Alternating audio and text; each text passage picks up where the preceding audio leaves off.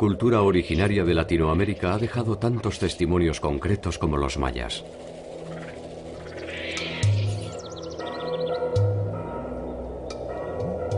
Ninguna ha ofrecido con tanto detalle su propia versión de la historia.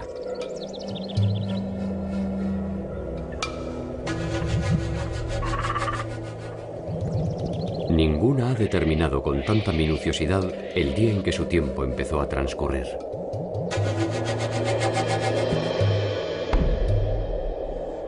Ninguna ofrece tantos misterios e incertidumbres.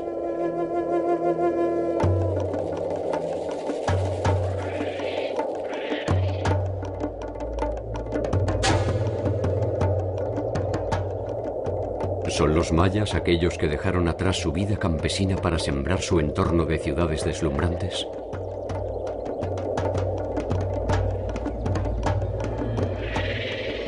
¿Son los mismos que abandonaron esas ciudades? ¿Son los que se enfrentaron entre sí hasta acabar con sus breves predominios?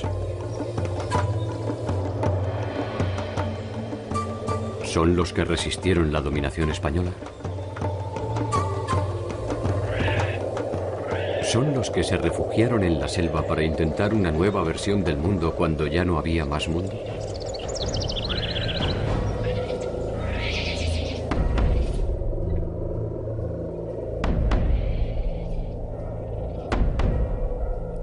La larga historia de los mayas está plagada de finales. Su particular forma de ver el mundo también. Sin embargo, hasta el día de hoy, la cultura maya está tan viva y dinámica como en sus orígenes.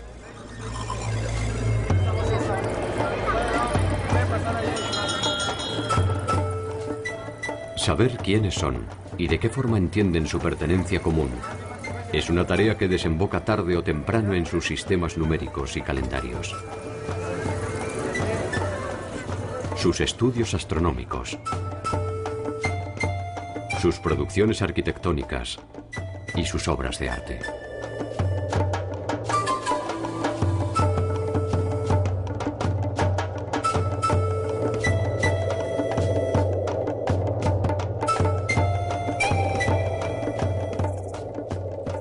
¿Son los mayas la suma de todos estos pasados?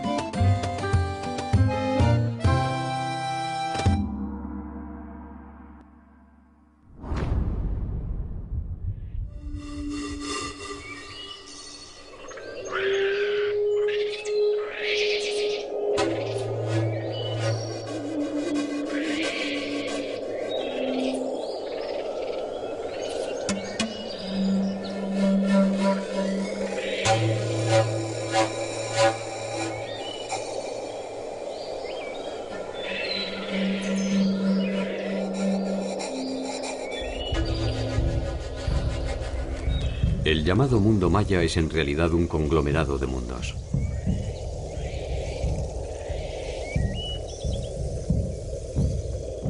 Constituyen en conjunto una unidad tan diversa que difícilmente se pueda estudiarlo sin descansar en sus diferencias.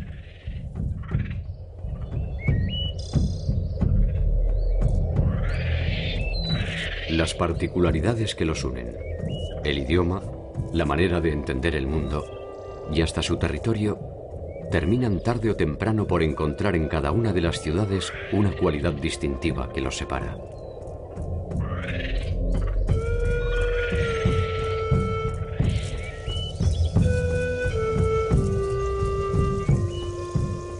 Tal vez lo que los une no sea más que esa voluntad indeclinable de no ser siempre los mismos.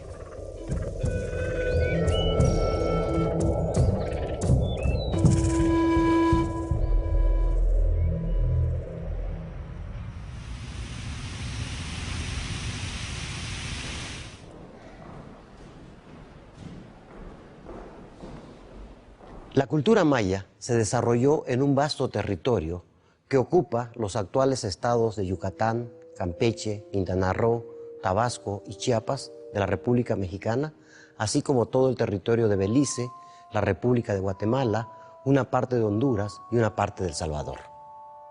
Desde ahí, esta cultura irradió por este vasto territorio, dando desarrollos regionales, locales, que de alguna manera conforman este mosaico cultural del área maya.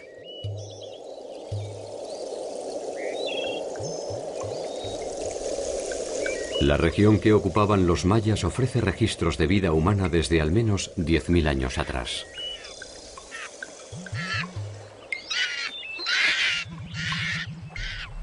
El Petén, Yucatán y el sur de Chiapas ofrecen evidencia de asentamientos humanos que ya cultivaban el maíz desde 5.000 a 6.000 años antes de Cristo.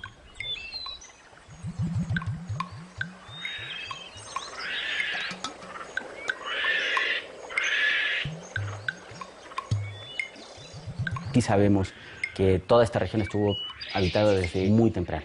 Lo que no sabemos es si estos grupos fueron de un origen maya o eran otros grupos que fueron desplazados por una posterior colonización del área por grupos ya hablantes de una lengua maya.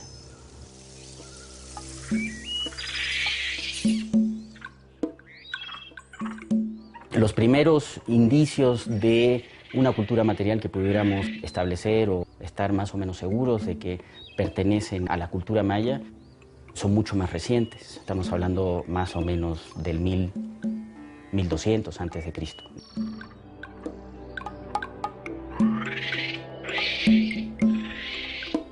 Estos primeros asentamientos permanentes corresponden a núcleos de pueblos agricultores con escasa población y un desarrollo arquitectónico limitado.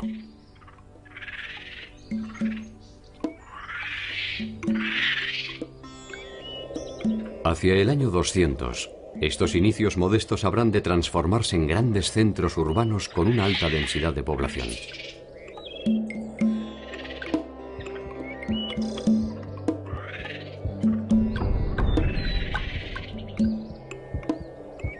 Los mayas nunca constituyeron una unidad política conjunta. Fueron entidades independientes que en ocasiones podían tanto fusionarse mediante alianzas estratégicas o matrimoniales, como enfrentarse unas contra otras. Todos son pueblos cuya base primordial de sustento es la base agrícola, la producción agrícola. Entonces, estos pueblos van a generar culturas con diferencias regionales, con preferencias por ciertos materiales, con inclinaciones en ciertos aspectos de la vida muy diferenciables, pero con una cultura común, que es la que conocemos como mesoamericana.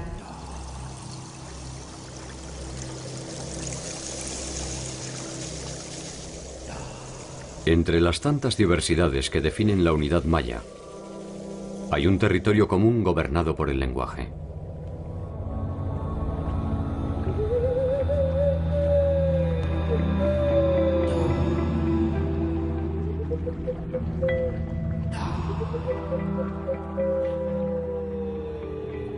En la actualidad son 31 lenguas las que conforman la familia lingüística maya. De estas 31 lenguas, solamente 2 son lenguas muertas. Las otras 29 lenguas son lenguas vivas que se siguen utilizando como el principal medio de comunicación entre estos pueblos. Los mayas, sin duda, es el pueblo con mayor mensajes gráficos de toda Mesoamérica. No solo conforme con las imágenes, idearon todo un sistema de escritura donde nos quedan los datos de entronizaciones, guerras, alianzas matrimoniales, ritos, sacrificios que llevaban a cabo estas sociedades.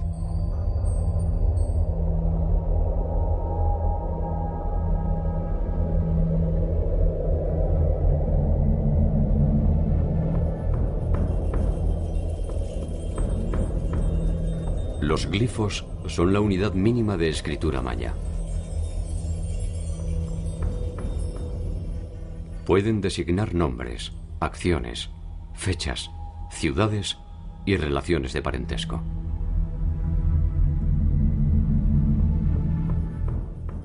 constituyen un sistema que permite escribir diferentes palabras mediante su combinación.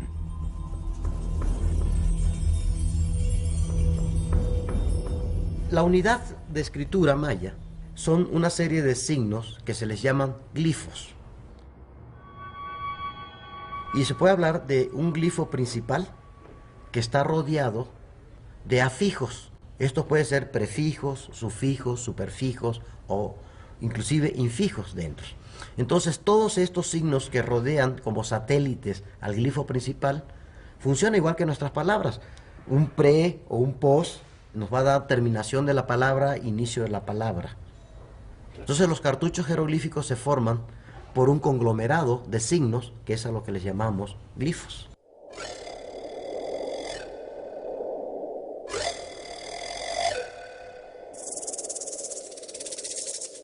Con este sistema pudieron escribir todo lo que podían hablar, no tuvieron ninguna limitación de expresión.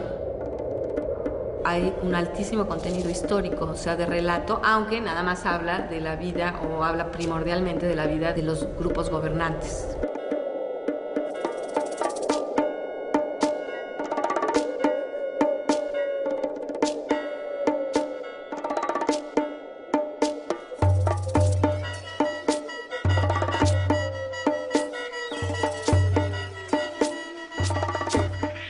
Durante mucho tiempo se pensó que las ciudades mayas eran centros de carácter ceremonial y cívico, habitados por una clase dominante dedicada a la reflexión filosófica, la exploración astronómica, el arte, el conocimiento matemático y la liturgia de sus complejos ritos asociados a los dioses. Sabemos que las ciudades mayas fueron verdaderas ciudades, con toda su complejidad. Ciudades como Tikal alcanzaron una población arriba de 60.000 habitantes, en una superficie relativamente pequeña. Tikal fue una de las ciudades más importantes de la región. Su historia está marcada por constantes enfrentamientos con los reinos vecinos: Calakmul, Caracol y Uaxactún. Esta sociedad maya fue una sociedad clasista, una sociedad con centros de poder gobernados por gobernantes que justificaban el derecho al poder a través de una serie de mitos y a través de una serie de imágenes que ellos explotaron ampliamente.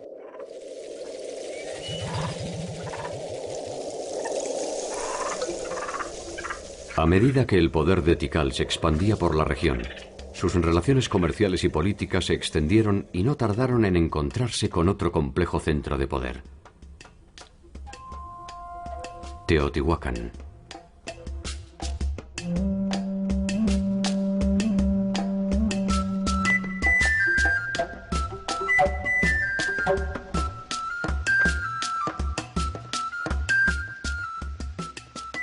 Teotihuacán fue un conglomerado cosmopolita que albergó a pueblos de casi todas las regiones del México antiguo. Las relaciones entre Teotihuacán y Tikal son complejas y ofrecen también material para la polémica.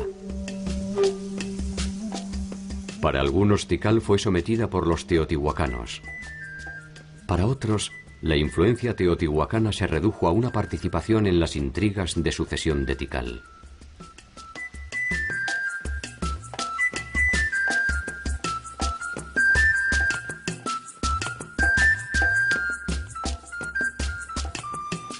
Fiel testimonio de la importancia que Teotihuacán tuvo en todo el ámbito mesoamericano es esta estela, la estela 31 de Tikal, Guatemala.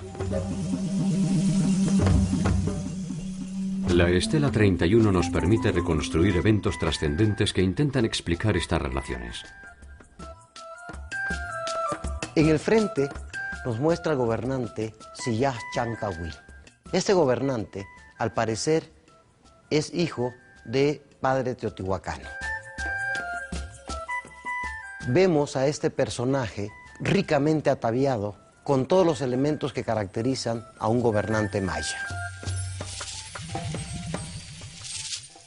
Este monumento nos muestra las injerencias que Teotihuacán tuvo en los gobiernos del área maya. ya que el personaje del frente, totalmente maya, contrasta con los dos personajes localizados a ambos lados de la estela, con atavíos típicamente teotihuacanos. Uno se ve con un gran tocado de lo que es la serpiente de Quetzalcóatl. Lleva en la mano un lanzadardos y por la parte posterior un escudo, y el texto jeroglífico registra el nombre, Yash Nun Ain. Ahora sabemos que es el primer cocodrilo primordial. Este personaje teotihuacano es el padre de Xillac-Ian-Cahuil, al que se conoce como Nariz Ganchuda. Esta dinastía gobernará hasta cerca del año 400, cuando llega al poder Xillac Chan.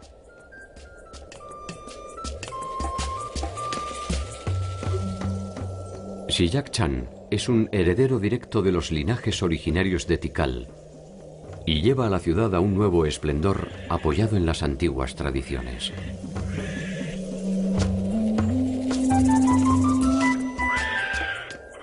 La política, la religión e incluso la vestimenta de sus gobernantes vuelven a beber en las raíces mayas.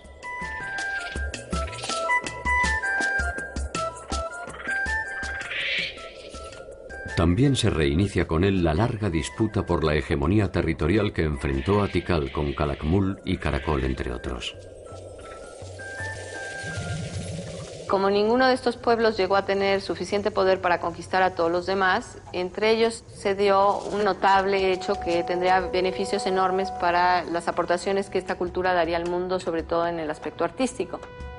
Es que cada uno de los señores que gobernaban a estos reinos trató de ostentar su poder a través de financiamiento de especialización artesanal en productos de lujo como podrían ser el jade, la concha, el hueso, productos de alfarería de una finura muy especial, a través de los cuales compitieron con sus rivales para demostrar quién había logrado alcanzar los más altos grados de complejidad frente a sus adversarios.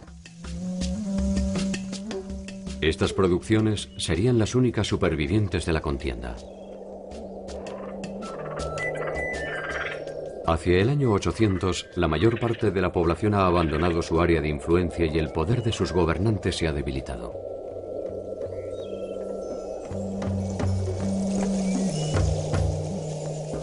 A principios del 900, la ciudad que conoció la suma de todos los saberes es definitivamente abandonada.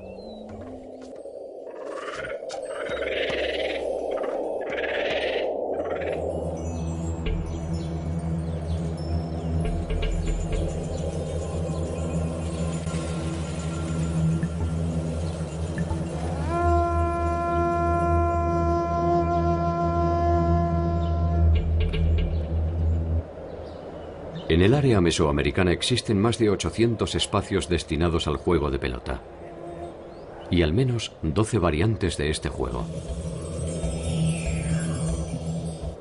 La más conocida en la actualidad es aquella en la que se presume que la pelota debía atravesar un aro de piedra. El juego de pelota en Mesoamérica está muy extendido, seguramente desde tiempos olmecas ya se jugaba. Tenemos pelotas de hule en contextos arqueológicos en la zona olmeca que pueden remontarse hasta 1000 antes de nuestra era. Las canchas de pelota están compuestas por dos edificios paralelos que delimitan un patio central, orientado generalmente de norte a sur, de manera tal que los equipos que se enfrentan lo hacen en dirección este-oeste. El sol salía en uno de sus extremos y se ponía en el contrario.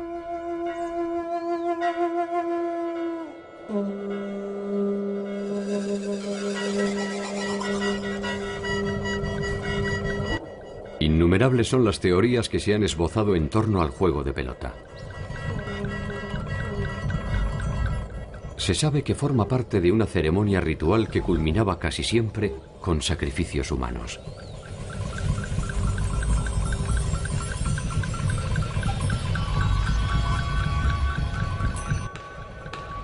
Una de las fuentes que nos permitió acceder al conocimiento de este juego se encuentra en uno de los libros emblemáticos de la cultura maya, el Popol Vuh.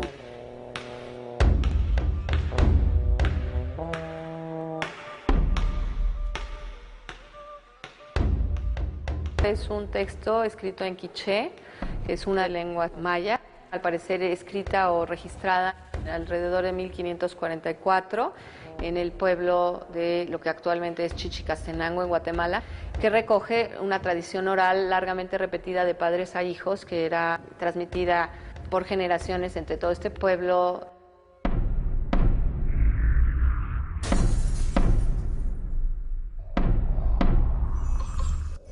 El Popol Vuh está dividido en 3 partes. La primera de ellas es la que se refiere a la cosmogonía del mundo maya, fundamentalmente a la creación del mundo y las cosas sobre la tierra.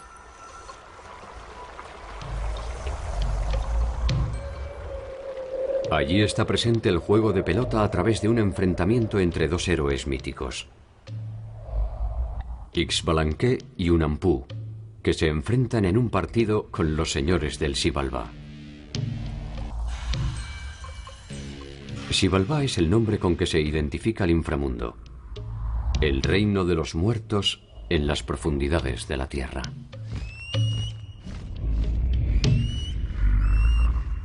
Esto va a ser muy interesante porque la mayoría de las canchas de juegos de pelota en Mesoamérica están abajo.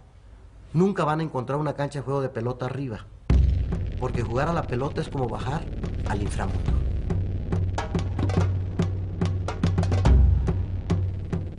El partido se define con la victoria de Unampu e Ixbalanque, que son sometidos a una serie de pruebas en las cuales logran sobrevivir recurriendo al ingenio y a la magia, venciendo incluso a la misma muerte.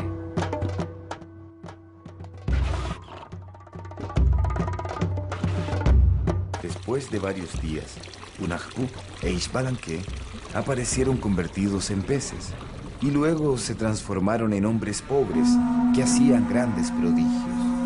Se mataban uno al otro y se resucitaban. ¡Qué asombroso! Sacrifíquennos a nosotros también. Sacrifiquémoslos, pero no los resucitemos. Y así fueron vencidos para siempre los señores de Xibalbá.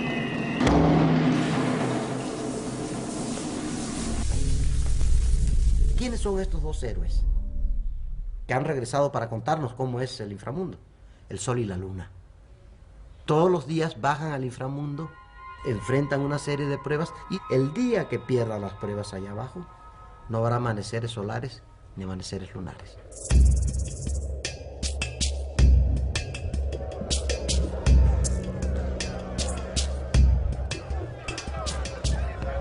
El juego de pelota tiene una importancia ritual.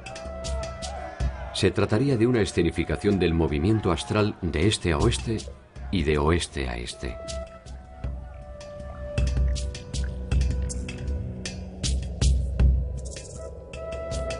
Numerosas imágenes lo asocian al rito de decapitación. Y la gesta de Ixbalanque y Unampu ha llevado a pensar que la victoria era coronada con la muerte.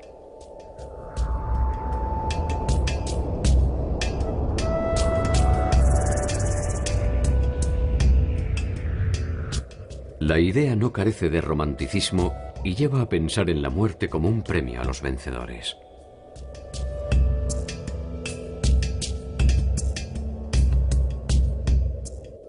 El dilema en torno a quiénes eran los sacrificados resulta trascendente porque compromete una visión a propósito de la delgada línea que separa la vida y la muerte en la concepción maya.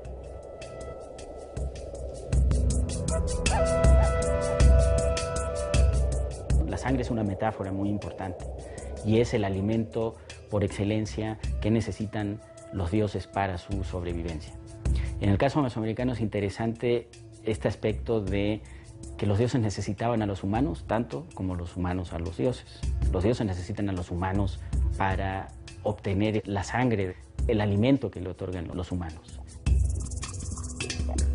Y los hombres necesitan a los dioses para su sobrevivencia cotidiana y para el mantenimiento de su orden social. El pueblo mesoamericano, a diferencia de esta idea cristiana de que el bien supremo está después de la muerte, para ellos el bien supremo era estar vivo. La muerte era un castigo de los dioses. Nadie se quería morir. Es falso que todo el mundo quería morirse.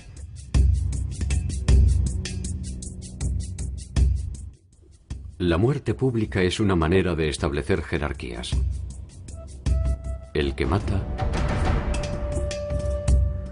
y el que muere.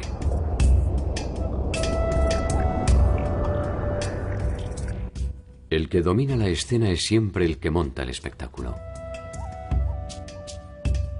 Una de las actividades más comunes de los gobernantes son estas batallas para capturar guerreros importantes de otros señoríos, unidades políticas, para ser sacrificados en sus ciudades. Esto era un elemento importante también dentro del mantenimiento de este orden social tan particular de los mayas del Clásico.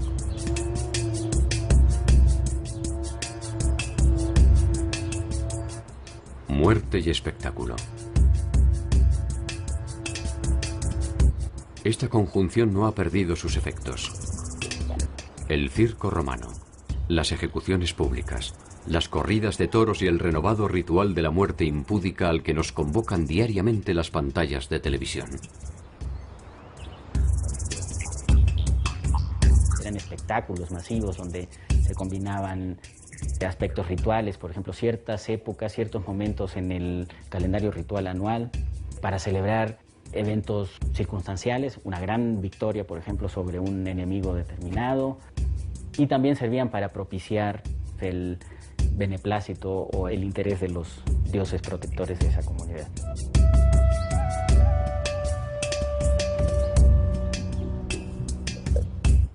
Todos los eventos de la vida maya estaban organizados en torno a un sistema social, político, económico y religioso que obedecía a un orden preciso y recurrente.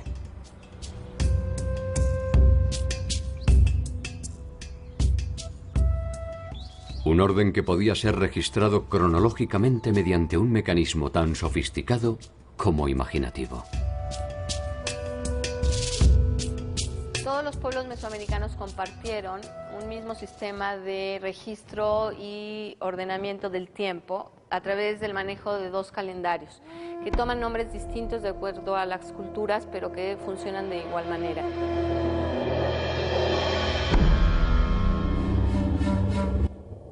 Uno de ellos ha sido identificado como ritual o lunar, aunque sus funciones eran básicamente adivinatorias.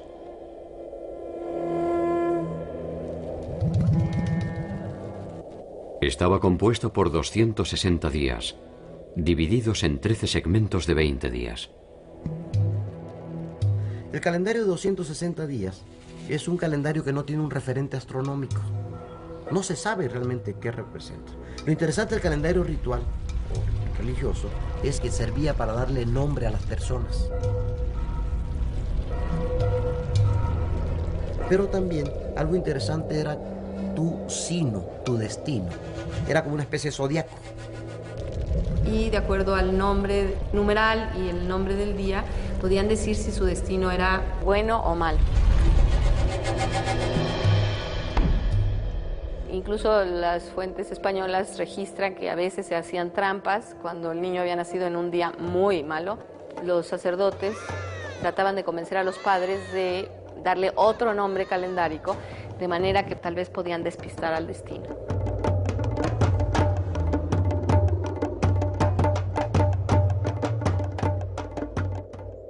De alguna manera, para la visión maya, el futuro es algo que ya ha sucedido, lo que permite la posibilidad de predecirlo.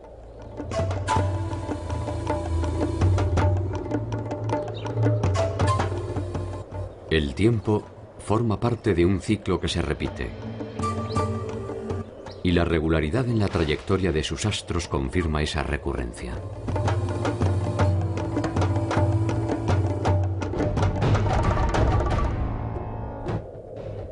Mirar al cielo es una ciencia que permite ver el futuro y controlar su armonía.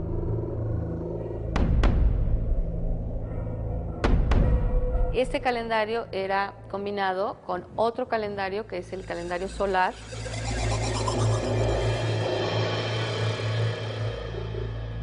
es de 365 días y está integrado por 18 meses de 20 días cada uno, lo cual nos da un total de 360, y 5 días aciagos, o los 5 días en que no se sabe qué va a pasar. Nada más es para cumplir el ciclo solar y que el Sol vuelva a salir en la misma posición al inicio del siguiente ciclo.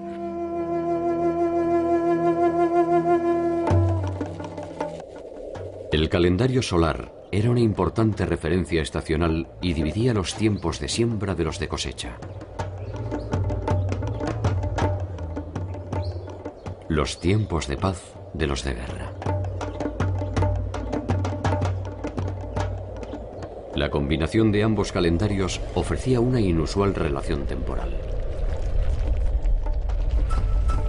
El nombre del día en el calendario de 260 y el nombre del día en el calendario de 365 se combinaban, y para que volviera a coincidir el mismo nombre del día en los dos calendarios, ocurrían 52 años solares. Cuando se cumplían estos 52 años, dicen las fuentes, se apagaban todos los fuegos y se encendía un fuego nuevo.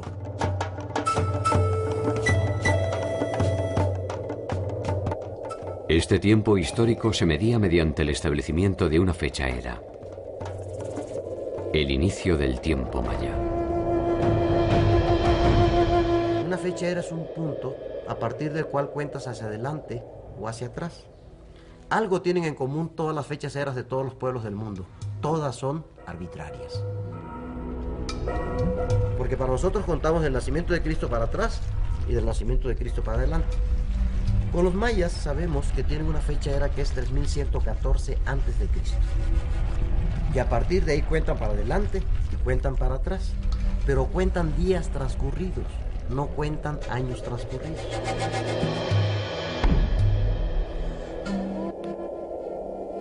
Esta posibilidad de otorgar al tiempo un carácter lineal se basa en un concepto matemático desconocido por la mayor parte del mundo cuando ya era utilizado por los mayas. La noción del cero.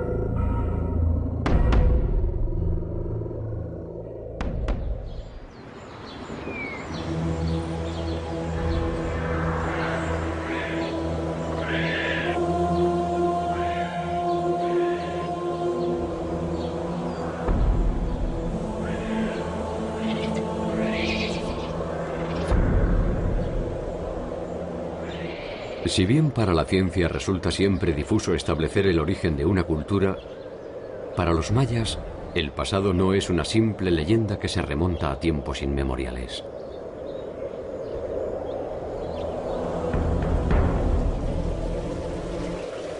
Su historia tiene un inicio mediante una fecha cierta, que fue rigurosamente documentada gracias a uno de los sistemas numéricos más complejos de la historia de la humanidad.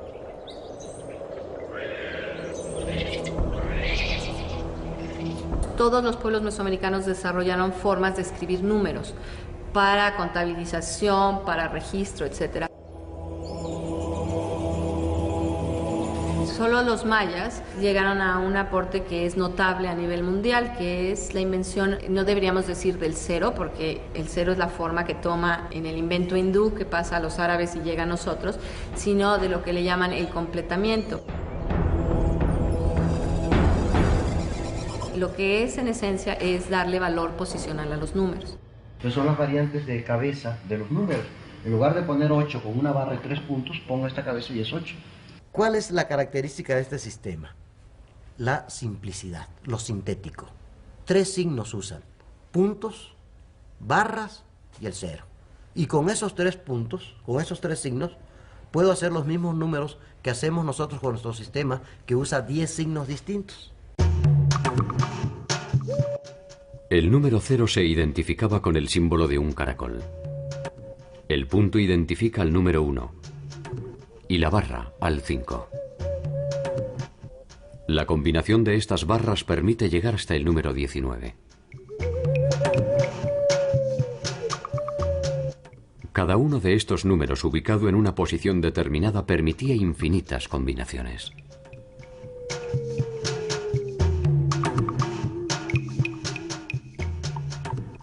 Estas construcciones científicas demuestran la sofisticación de la sociedad maya.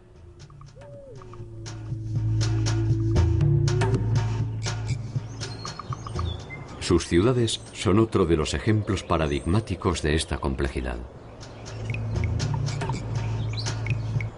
Palenque es una de ellas. Dentro de la pléyade de sitios que existen en el área maya, Palenque juega sin duda un papel importante, porque esta ciudad, que no tuvo una duración de más de 200 años, se consolidó gracias al reinado del gobernante llamado Kinich Jau Pakal.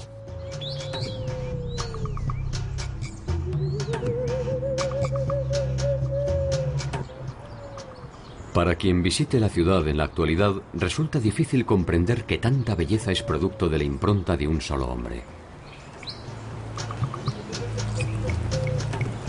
Kinich Hanap Pakal tomó el poder a los 12 años y creó una ciudad vasta en conocimientos, quizás de todas las ciudades del área maya.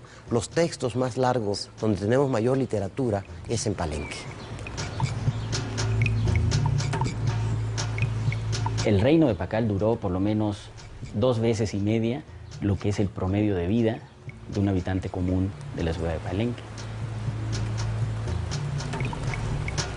Toda su primera parte de su gobierno estuvo dedicado a la reconstrucción de su ciudad, a expandir el prestigio de su ciudad, a reconstruir las redes sociales destruidas por este momento delicado en su historia, y por lo tanto es un gran arquitecto, un gran innovador en el aspecto arquitectónico.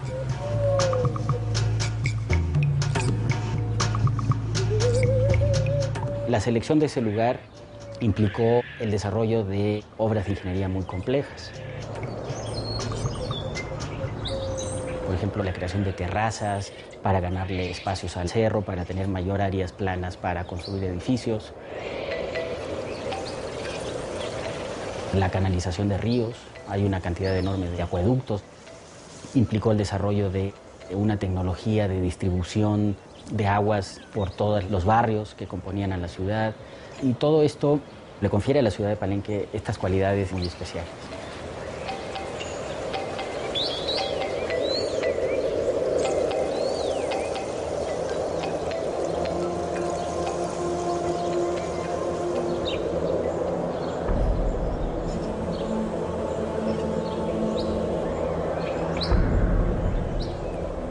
El templo de las inscripciones es la morada final de Pakal. Él mismo construyó ese templo para el tiempo posterior a su vida terrena.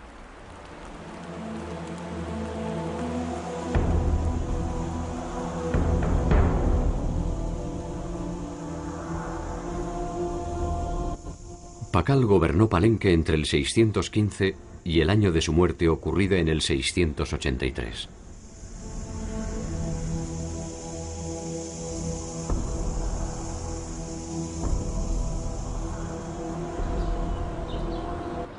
Aún después de su muerte, el templo siguió cumpliendo sus funciones y los gobernantes lo utilizaban para tomar contacto con el líder que recuperó el culto a los antepasados y profundizó la liturgia de los ritos funerarios.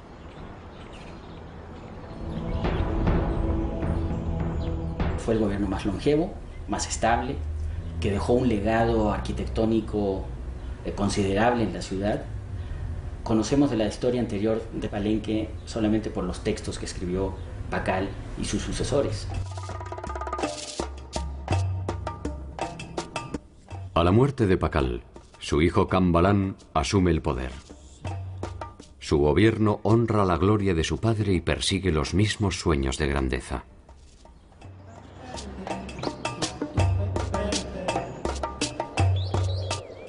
Intensifica las construcciones. Multiplica la escritura de textos históricos y míticos, consolida su hegemonía territorial y reafirma las bases dinásticas que regirán Palenque hasta más allá del 800, cuando la ciudad es abandonada. Entre el 850 y el 950 desaparecen los sitios más reconocidos del periodo clásico para las tierras bajas: Tikal, Yaxchilán, Palenque, Pomoná.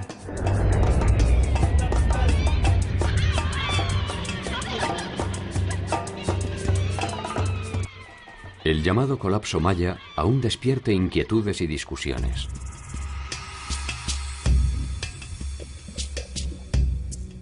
Razones ambientales, enfrentamientos, guerras intestinas, quiebras institucionales, crisis de legitimidad.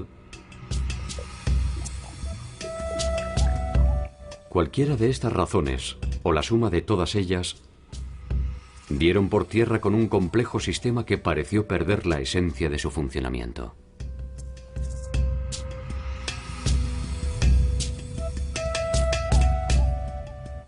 Los mayas no dejaron solo su territorio. Abandonaron una concepción política y los gobernantes dinásticos prácticamente desaparecieron, dando lugar a jefes regionales sostenidos por las alianzas políticas o juegos de poder.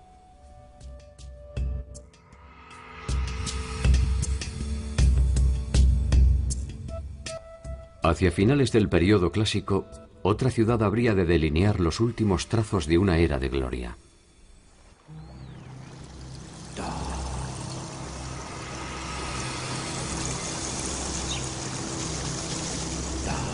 Chichén Itzá, la capital del norte de la península de Yucatán, ejerció un poder muy fuerte porque logró concentrar inclusive productos que venían desde Colombia, desde Costa Rica y desde Panamá.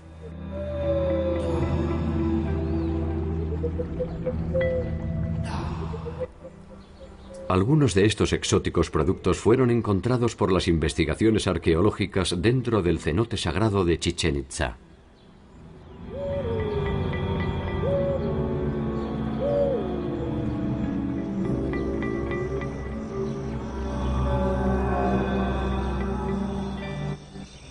Como toda sociedad sustentada por la actividad agrícola, la importancia del agua resultó trascendental para los mayas.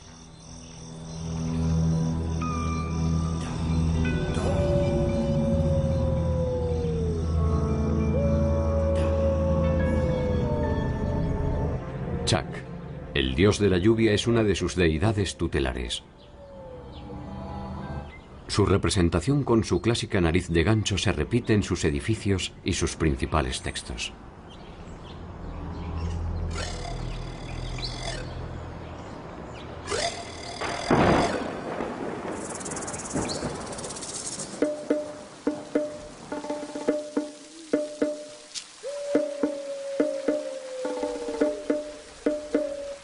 Los llamados cenotes eran reservorios de agua de lluvia que se utilizaban con fines prácticos de subsistencia.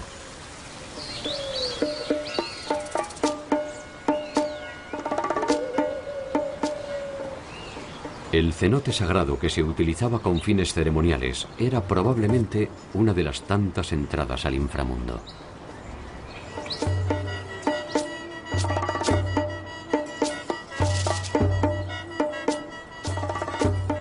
En su interior se han encontrado gran variedad de objetos y ofrendas, incluso restos humanos que permiten presumir que se utilizaban para realizar sacrificios, como lo refieren algunos cronistas de Indias.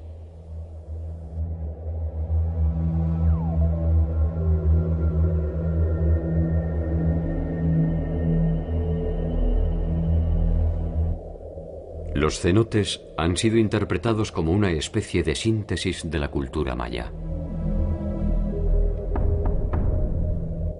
Allí, como en cada uno de sus indicios de piedra, de cerámica o de papel, se concentran sentidos profundos, profanos y productivos.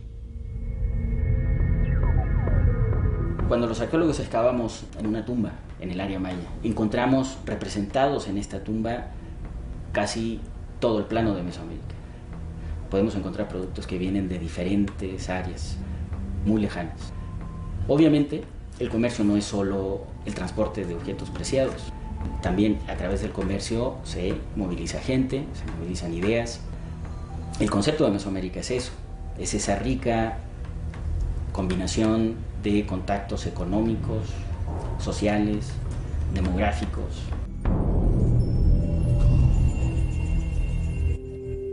Hacia finales del primer milenio, Chichén Itzá, la capital de los Itzáes, es la ciudad más importante del norte de Yucatán.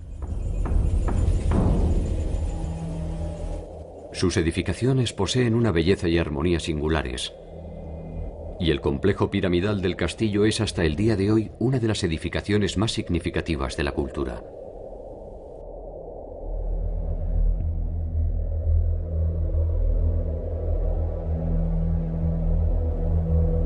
Allí, en todos los equinoccios de invierno y de verano, se dibuja la sombra de la serpiente emplumada sobre las escalinatas de la pirámide, hasta desembocar en la cabeza de Kukulcán.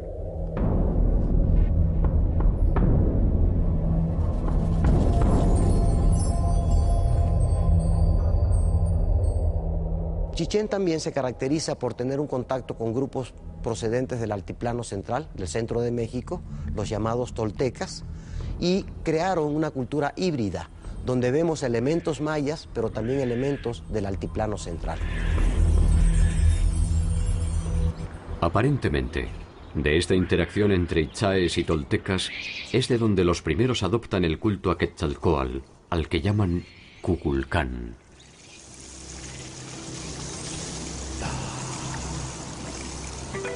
Chichén llega a su fin también hacia 1250 y la hegemonía continúa con Mayapán.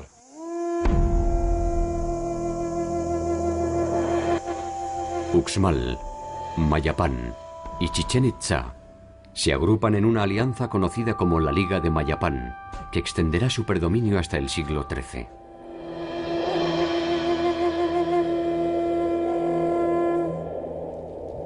A la llegada de los españoles, el mundo maya se encuentra dividido en pequeños reinos.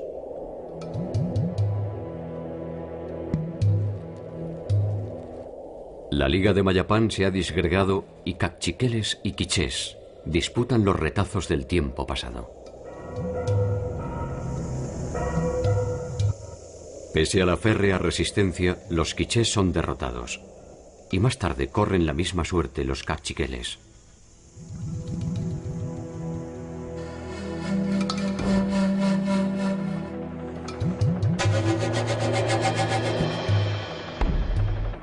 Los itzáes se refugian en la selva del Petén. Desde allí iniciarán una nueva era. La huida se transforma en una estrategia contra la dominación colonial. Los itzáes se hacen invisibles. Van y vienen desde los pueblos conquistados hacia su nueva capital, Tayasal.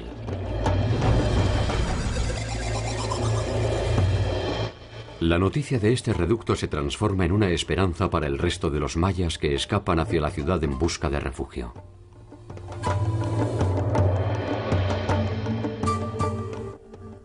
Los itzáes los reciben a cambio de su subordinación. El sueño tendrá un final cuando los españoles deciden la toma de Tayasal hacia 1697.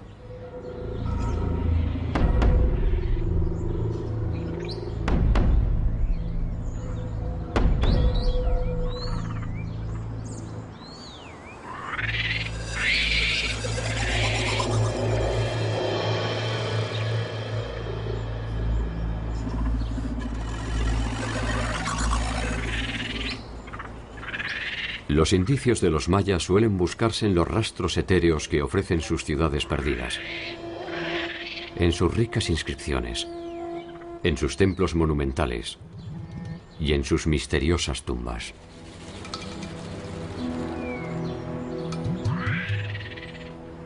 Sin embargo, la búsqueda resulta siempre infructuosa.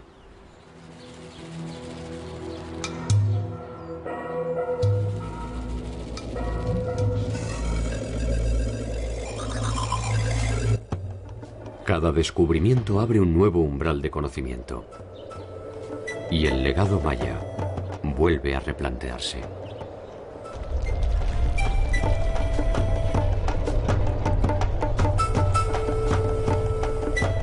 Quizás el error es intentar ir hacia el pasado para entender su verdadera naturaleza.